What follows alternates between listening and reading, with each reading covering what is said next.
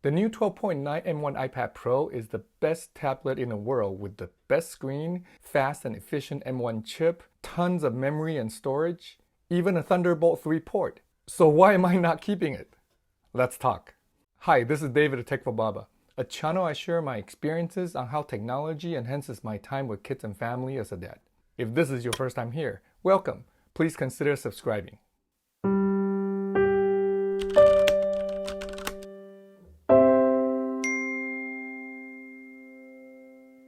In today's video, I'll share my thoughts on this amazing new 2021 12.9 iPad Pro and why I'm not keeping it. iPad Pros just keep on getting better. This 2021 12.9-inch iPad Pro has a beautiful new screen, a very fast and efficient M1 processor, a lot of memory and storage, an improved front-facing camera, 5G, and even a Thunderbolt 3 port. First, this new 12.9-inch screen is simply gorgeous. It has over 10,000 mini LEDs grouped into 2,500 dimming zones. The contrast ratio is 1,000,000 to 1. Basically, black are blacker or darker, and its peak brightness is 1600 nits when viewing HDR content. That's very bright, and it makes everything look more 3D. Check out this LG HDR demo footage. The black bars and the black areas are just pitch dark, and the bright scenes like the honey just jumps out of the screen. It probably doesn't show up well in this video since it's not HDR, but it's amazing in person, especially in a darker room. The catch is we have to be watching or producing HDR content to take full advantage of this amazing screen.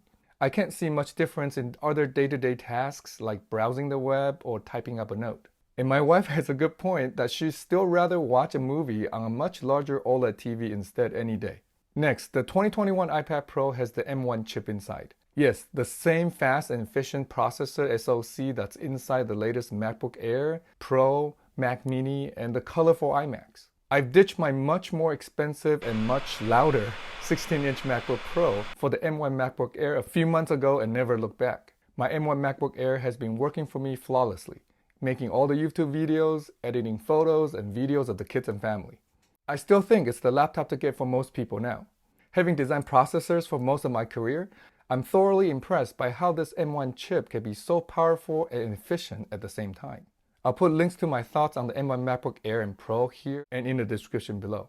With the M1 SoC, the 2021 iPad Pro can come with a whopping 16 GB of RAM and up to 2 TB of internal storage. That's a lot of memory and storage for a tablet.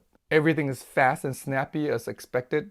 However, my 2018 iPad Pro and last year's iPad Air are plenty fast. Honestly, I don't notice much of the speed improvement since the iPad apps I use regularly cannot take full advantage of this blazing fast hardware. One cool upgrade this year is the ultra-wide-angle front-facing camera. The center stage feature uses machine learning along with this new wide-angle camera to focus in and keep you in the center of the frame.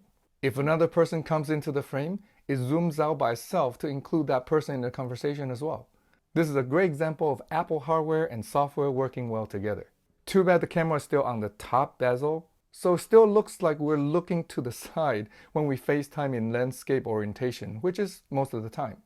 The new iPad Pro also supports 5G, but it costs even more this year to get the cellular model. I've been just getting the Wi-Fi version and use my phone as hotspots when needed. I was also excited about the Thunderbolt 3 port upgrade. Internal storage is so expensive on these devices. I'd rather save money by getting less internal storage and use an external drive if needed. The faster Thunderbolt 3 speed is very helpful. I tried moving files from this fast Sabrent Thunderbolt 3 drive back and forth a few times. The transfer speed is indeed faster than the old USB port. However, it's far below the speed I get using this drive with my M1 MacBook Air. Hopefully, there will be a software update to improve this since the M1 hardware is certainly more capable. By the way, I've just reviewed a whole bunch of USB and Thunderbolt 3 external SSDs on my channel. I'll put links to a few here and below in the description. For M1 Max and this new iPad Pro, this Sabrent Thunderbolt 3 external SSD and this Acasis enclosure are great bang for the buck. This new Thunderbolt 3 port on the iPad Pro also allows it to connect to a monitor up to full 6K resolution. But very unfortunately, it's still mostly in mirror mode with huge black bars on both sides of the screen. Again, the hardware is very capable. I hope a software update is coming soon to take full advantage of this new Thunderbolt 3 port. So if this year's 12.9 iPad Pro is such an awesome tablet, Why am I not keeping it?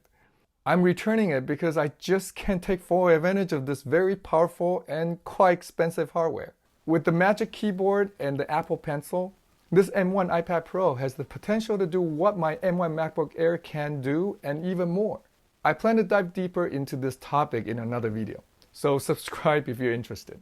Unfortunately for my use cases, this very powerful new iPad Pro is still held back by its software. iPads have been great for consuming information, web browsing, note-taking, and amazing for drawing. But the lack of pro apps such as Final Cut Pro still holds it back. I can do what I've been doing just as well on my older 2018 iPad Pro or last year's iPad Air. But I wish I could justify keeping this beautiful 12.9-inch screen somehow. Perhaps the upcoming WWDC will finally give me enough reasons to do so. Thanks for watching. If you find this video helpful, please help me out by liking the video and sharing it. What apps do you use on your iPad?